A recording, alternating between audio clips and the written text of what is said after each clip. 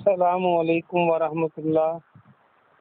الحمدللہ وکفی وسلام علی من لا نبی بعد۔ اللہ مہربان کے فضل و کرم سے ہمارا آج کا سبق سورہ البقرہ کی آیت نمبر 157 اور 158 ہوگا، 157 and 158۔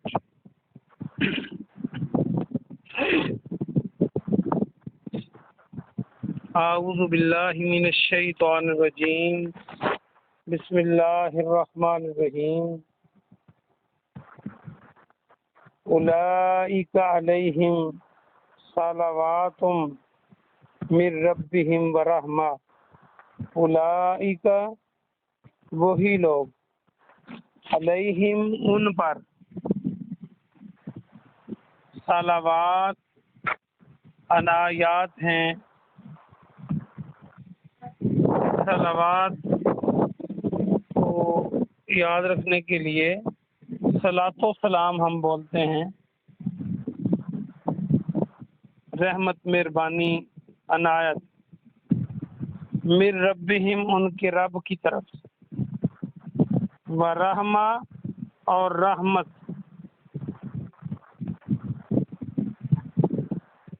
وَأُولَئِكَ هُمُ الْمُهْتَدُونَ اور وہی لوگ ہیں، ہم المہتدون جو ہدایت پر ہیں، مہتدون ہدایت پر۔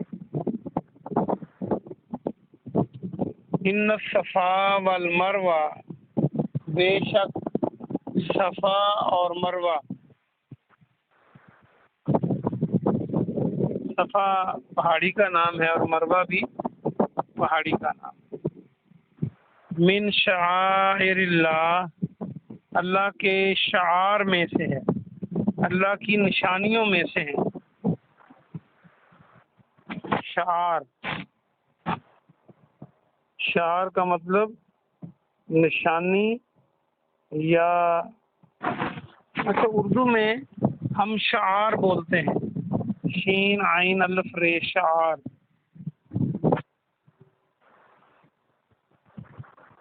فمن پس جو کوئی حج البیت، حج کرے اللہ کے گھر کا، بیت البیت کا مطلب خانہ کعبہ، بیت اللہ، اوے تمرا، او کے معنی یا، کون اے تمرا یا عمرہ کرے، فلا جناح پس نہیں ہے گناہ، جناح کے معنی گناہ، یہ نیا لفظ ہے، یہ یاد کر لیں، علیہ اس پر، ان یطوفا یہ کہ وہ طواف کرے، یطوفا کو غور سے دیکھیں تو توئے واؤ اور فیس میں موجود ہے، تو اگر آپ اس میں الف لگا دیں تو طواف بن جاتا ہے، بہما ان دونوں کا۔ ومن تطوع اور جو کوئی خوشی سے کرے، تطوع متی ہو کر، میم تو یہ عین متی، یا پھر اطاعت کر لیں، الف تو الف عین تے، تطوع کے اندر یہ موجود ہیں۔ خیرا خیر نیکی، فإن اللہ بے شک اللہ، پس بے شک اللہ، شاکر علیم شاکر ہے، شاکر کہتے ہیں قدردان کو، علیم بہت علم والا ہے، بے شک اللہ قدردان اور بہت علم والا ہے۔ یہ آج کا آسان سا سبق تھا، آئیے ہم اس کی تفسیر دیکھتے ہیں۔ اللہ سبحانہ و تعالی نے آج کے سبق میں جو خوشخبری سنائی ہے، یہ بہت بڑی خوشخبری ہے، اور آج کے سبق کو کل والے سبق کے ساتھ لنک کریں تو پھر پورا سمجھ آئے گا کہ اللہ خوف دے کر، بھوک دے کر، مال اور جانوں میں کمی دے کر یا پھلوں میں کمی دے کر آزمائے گا، اور جب مصیبت آئے تو جو لوگ یہ کہیں کہ یہ مصیبت اللہ کی طرف سے ہے اور اس کو دور بھی اللہ نے کرنا ہے اور ہم راضی ہیں اس پر اور ہم صبر کرتے ہیں، شور غوغا واویلا نہ کریں اور یہ ذہن اور عقیدہ رکھیں، تو اللہ سبحانہ و تعالیٰ نے جو اعلان فرمایا کہ ایسے لوگ ہیں جن پر ان کے رب کی طرف سے عنایات ہیں، صلات ہے اور رحمت ہے۔ جس بندے پر اللہ کی صلات ہو جائے، سلامتی ہو جائے، عنایت ہو جائے، رحمت ہو جائے، پھر اس سے بڑی اور کیا چیز ہو سکتی ہے؟ لیکن یہ کم ملے گی جب انسان دکھ اور مصیبت میں اپنا رجوع اللہ کی طرف رکھے اور اسی سے امید وابستہ کرے، تو پھر یہ انعام اللہ کی طرف سے ملے گا۔ اگلی بات اسی آیت میں اللہ نے فرما دی، یہی لوگ ہدایت پر ہیں۔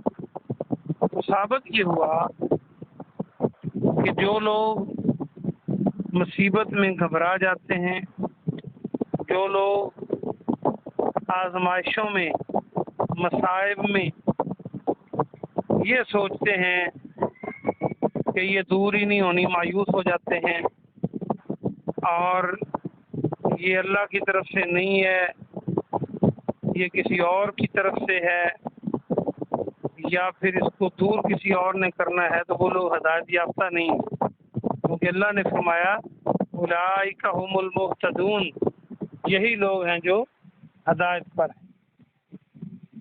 تو ہمیں آج اپنا جائزہ لینا ہے کہ مصیبت میں ہمارا رویہ کیا ہوتا ہے، اور اپنے رویے کو قرآن کے نظریے کے مطابق بنانا ہے تاکہ ہم ہدایت یافتہ لوگوں میں شامل ہو جائیں اور جن پر اللہ کی رحمتیں آئیں ان لوگوں میں شامل ہو جائیں۔ آگے فرمایا جو کوئی بیت اللہ کا حج کرے یا عمرہ کرے، حج ذو الحجہ کے مخصوص دنوں میں اللہ کے گھر میں چند عبادات کا نام حج ہے، اور اگر یہ عبادات اور خانہ کعبہ کی زیارت ذو الحجہ کے ان مخصوص دنوں کے علاوہ کریں تو عمرہ ہو۔ اللہ پاک آپ کو اور مجھے اپنے گھر کا حج نصیب فرمائے، آمین۔ تو فرمایا جو کوئی بیت اللہ کا حج کرے یا عمرہ کرے تو اس پر کوئی گناہ نہیں کہ وہ صفا اور مروہ کا طواف کرے، صفا اور مروہ میں سعی کرے۔ سعی کیا ہے کہ وہ جو دوڑ کر حاجی چکر پورے کرتے ہیں، اور یہ اللہ کی نشانیوں میں سے نشانی ہے، یہ اللہ نے نشان مقرر کیے ہیں، اور یہ وہ نشان ہیں صفا اور مروہ۔ جب ابراہیم علیہ السلام نے دعا کی تھی کہ اللہ مجھے مناسک حج سکھا دے، تو اللہ نے جو طریقے سکھائے ان میں یہ بھی تھا، لیکن وقت کے گزرنے کے ساتھ ساتھ لوگ اس سے ہٹتے گئے اور پھر صفا اور مروہ پر بت رکھ لیے، پھر ان کا طواف کرتے تھے اسلام سے پہلے۔ تو اللہ نے یہ اس لیے وضاحت فرمائی کہ جب اسلام آیا، پیارے نبی جناب محمد رسول اللہ صلی اللہ علیہ وسلم نے جب حج کے طریقے بتائے تو بعض صحابہ کرام رضوان اللہ علیہم اجمعین کے ذہن میں یہ بات آئی کہ یہ تو اسلام سے پہلے بھی ہم کرتے تھے، تو کہیں یہ گناہ نہ ہو، ورنہ ان کی صحیح میں گناہ کا لفظ جو آیت میں استعمال ہوا ہے وہ اسی لیے ہوا ہے اللہ فرماتا ہے جو ان کا طواف کرے، جو ان میں سعی کرے، اس پر کوئی گناہ نہیں۔ یعنی اس بات کو اللہ نے اسلام میں بھی جائز رکھا جو اسلام سے پہلے تھی مشرکین کے دور۔ یہاں سے ہمیں یہ بات بھی سمجھ آتی ہے کہ اسلام فطری مذہب ہے۔ یہ جو باتیں مشرکین مکہ میں جائز تھی ان کو اللہ نے برقرار رکھا۔ کئی دم، یہ جو بیماری پر دم کرتے ہیں، پیارے نبی جناب محمد رسول اللہ صلی اللہ علیہ وسلم نے دم سنے، حدیث میں آتا ہے، اور کئی دم منع کر دیے اور کئی دموں کو جاری رکھا۔ صحابہ کو اجازت دے دی کہ آپ کر لیا کریں، یعنی ان میں شرک کے الفاظ نہیں تھے اور وہ اللہ سے ہی مدد مانگی جا رہی تھی ان دموں میں۔ تو اس سے یہ پتہ چلتا ہے کہ اللہ سبحانہ و تعالیٰ اور نے جو اسلام میں پہلی ساری چیزیں منسوخ نہیں کر دی، جو درست تھی ان کو برقرار رکھا ہے۔ تو بہرحال اس کو برقرار رکھا، اور اللہ فرماتا ہے کہ جو کوئی خوشی سے کوئی نیکی کرے تو اللہ تعالیٰ قدردان ہے اور علم والا ہے۔ اس کا مطلب یہ ہے کہ یہ جو اللہ کے احکامات ہیں ان کو انسان خوشی سے کرے، ان کو انسان اللہ کا، اپنے مالک کا، اپنے رب کا حکم اور آرڈر سمجھ کے کرے، اور اپنے اللہ نے جو انسان کو نعمتیں عطا فرمائی ہیں ان کا شکر ادا کرنے کے لیے اللہ کی عبادت کرے۔ اگر وہ ایسا نہیں کرے گا تو پھر یہ کرنی تو پڑنی ہے، پھر اسلام میں رہنا ہے، مسلمان بننا ہے، یہ چاروں ناچار کرنی ہوں گی، لیکن اگر خوشی سے کریں تو اللہ کو قدردان پائیں گے۔ اللہ اس کی بہت قدر کرنے والا ہے۔ اللہ مومنوں کے ساتھ ہے اور اللہ مومنوں کے اعمال کو ضائع نہیں کرتا، بلکہ ان کی نیکیوں کو پالتا پوستا رہتا ہے، پرورش کرتا ہے اور بڑی کر کے لٹائے گا قیامت والے دن۔ صحیح حدیث میں یہ بات موجود ہے۔ اور اللہ علیم ہے، اللہ کو ہر بات کا علم ہے، کوئی خوشی سے کرے یا کوئی مجبوری سے کرے، کوئی دکھاوے کے لیے کرے یا کوئی کسی اور مقصد کے لیے کرے، تو اللہ کو اس بات کا علم ہے۔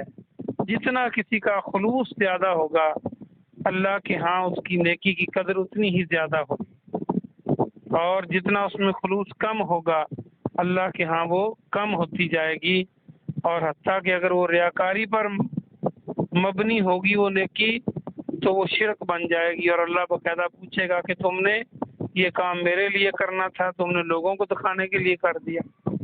اللہ پاک سے دعا ہے کہ اللہ پاک آپ کو اور مجھے عمل کی توفیق عطا فرمائے، اور ہمارے عقائد اور نظریات کو، ہمارے اعمال کو قرآن اور صحیح حدیث کے مطابق بنائے۔ آمین۔